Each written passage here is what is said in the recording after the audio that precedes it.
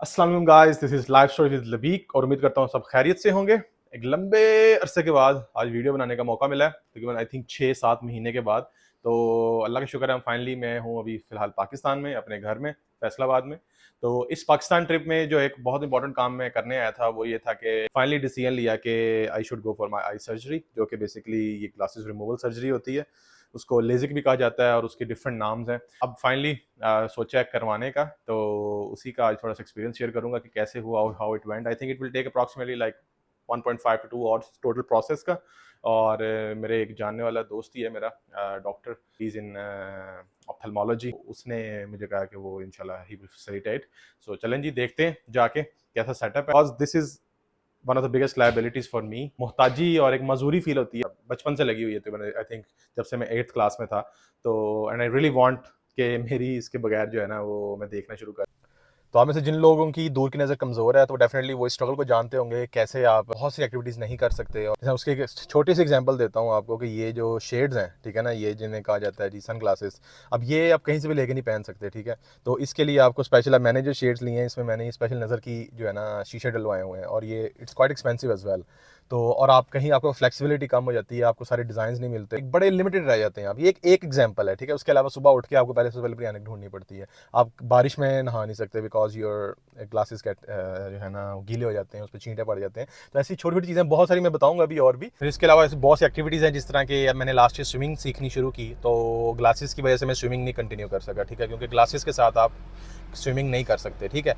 इसके अलावा फिर आप बहुत से one in life time experiences होते हैं, यानी कि स्काई डाइविंग कर लें आप और डीप सी डाइविंग कर लें, तो वो भी बड़े ट्रिकी हो जाते हैं मैनेज करना उनको इस जो है ना ग्लासेस के साथ। तो I think for me it's one of the biggest challenges. तो अब चूंकि मेरी नज़र स्टेबल हो चुकी है, और इसका सबसे पहली जो प्री रेक्विजिट होता है, जो इसकी फ़र्स्ट जो कह लें इसकी जो डिमांड है, जो इसकी फ़र्स्ट चेकलिस्ट में जो फर्स्ट पॉइंट है, वो है कि आपकी नज़र कुछ सालों तक स्टेबल हो। तो लेकिन जो लोग इस चीज़ से सफ़र कर रहे हैं, जिनकी ऑलरेडी नज़र इससे कमज़ोर है दूर की, तो वो they can relate with me.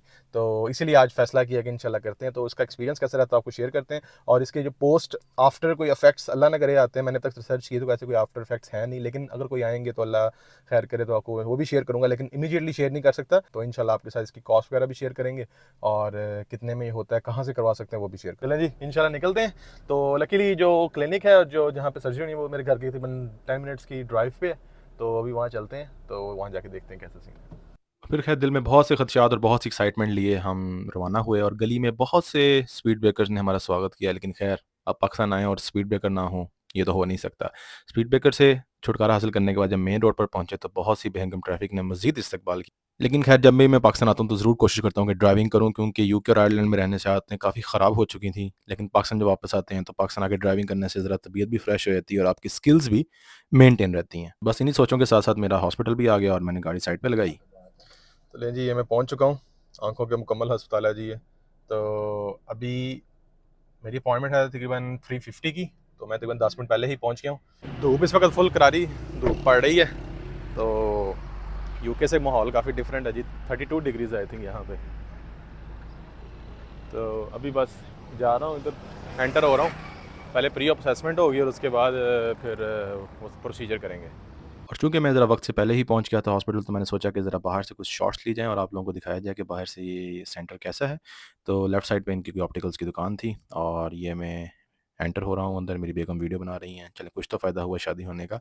ये प्रिंस थिएटर का एरिया था, और इसके बाद ये वो मेन रूम था जहाँ पे बेसिकली सारे टेस्ट किए जाते हैं।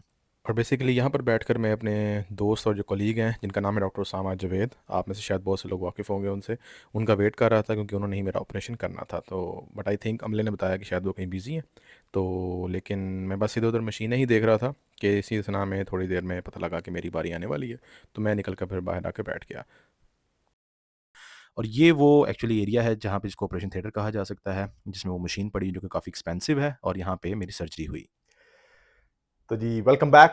तो उस वीडियो को मैंने वहीं पॉज़ कर दिया था, क्योंकि उसके बाद वो जो मेरे कॉलीग हैं, जो मेरे दोस्त हैं, जिन्होंने ऑपरेट करना था, वो आ गए थे और उनसे गपशप होनी शुरू हो गई। तो वहाँ पे ऐसा माहौल नहीं था, डिफरेंट पेशेंट्स थे, तो मैं उनकी बहुत ज़्यादा जो है बातचीत रिकॉर्ड नहीं कर सका, क्योंकि उन्होंने सारी चीज़ों के बारे में गाइड किया कि कैसे क्या-क्या इसके आफ्टर केयर क्या है, किस-किस तरह कौन-कौन से लोग करवा सकते हैं।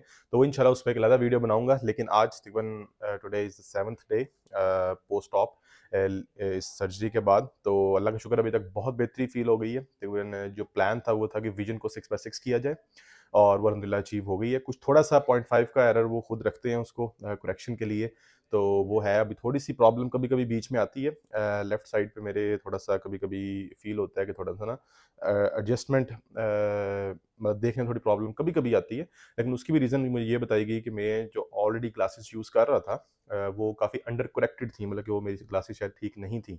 और ख़ैर वो उस ग्लासेस की वजह से हो सकता है। तो और वैसे भी मैं जो ग्लासेस तकरीबन कह लें कमोबेश 2008 से यूज़ कर रहा था ग्लासेस को, ठीक है ना? नज़र की ऐनक को, दूर की नज़र की जो ऐनक है, तो 2008 से अब तक आप देख लें कि तकरीबन कमोबेश ये 16 साल बनती हैं। तो 16 साल के बाद जब आप ऐनक के बगैर देखना शुरू करते हैं, तो जो एक फीलिंग है और सेंस ऑफ इंडिपेंडेंस है, ठीक है ना? जो एक मोहताजी ख़त्म होने का एहसास है, वो बहुत कमाल है, ठीक है? और thanks to science and thanks to ophthalmology और रिलेटेड प्रोफेशनल्स जिन्होंने ये टेक्नीक मतलब इस पे वर्क कर रहे हैं। और इसके डिफरेंट टाइप्स होती हैं। लेज़िक होती है इसमें, फिर स्मार्ट सरफेस के नाम से आती है, फिर पीआरके आती है। तो जो मैंने प्रोसीजर करवाया था वो है लेज़िक, ठीक है? और उसमें जो सबसे बेस्ट उसका बेनिफिट मुझे नज़र आया कि मुझे कोई पेन नहीं हुई, zero pain, totally painless procedure है। कोई जलन नहीं हुई, कोई आँखों से आप देख सकते हैं मेरी आँखें बिल्कुल कोई रेडनेस नहीं, कोई इस तरह का कुछ नहीं। तो ये मुझे सबसे बड़ी अच्छी बात लगी कि ना ड्यूरिंग प्रोसीजर और ना आफ्टर प्रोसीजर कुछ भी ऐसा नहीं हुआ। तो ये सबसे इसकी बेस्ट बात थी और अल्लाह का शुक्र है कि मैं अब चीज़ें देख रहा हूँ, पढ़ रहा हूँ, मतलब इट्स एब्सोल्युटली अमेजिंग। तो बाकी अगर कोई इसकी कॉम्प्लिकेशन आएगी, अल्लाह ना करे आए, लेकिन अगर आई तो मैं ज़रूर शेयर करूँगा। लेकिन अभी 7 डेज़ हुए हैं, तो मैंने कहा आपको 7 डेज़ का फीडबैक दे दूँ इसका। और वो अगर आप में से कोई करवाना चाहे फैसलाबाद में मौजूद है, तो यूजुअली इसकी price I think different setups पे डिफरेंट चार्ज करते हैं। 1 लाख से लेकर डेढ़ पौने 2 लाख तक लोग चार्ज करते हैं। तो लेकिन इफ़ यू वांट मैं आपको उन डॉक्टर साहब से कनेक्ट करवा दूँगा फैसलाबाद में ही, आप मुझसे रब्ता कर सकते हैं। मैं आपको उनका कॉन्टैक्ट दे दूँगा। तो अगर आप उनको थोड़ा-सा मेरा भी हवाला दे दीजिएगा, तो वैसे भी वो काफ़ी इकोनॉमिकल प्राइस में कर रहे हैं। तो आपका होपफुली अंडर 1 लाख ही आपकी जो है सर्जरी वो हो जाएगी और मज़ीद जितना भी उसमें डिस्काउंट हो सका वो कर देंगे इंशाल्लाह। तो मेरा तो एक्सपीरियंस बहुत अच्छा रहा है। तो उम्मीद करता हूँ आप सब भी जो इस जो भी इस प्रॉब्लम में गिरफ्तार हैं, तो वो अगर छुटकारा हासिल करना चाहें तो कर सकते हैं। Okay guys, thank you so much, thank you for watching.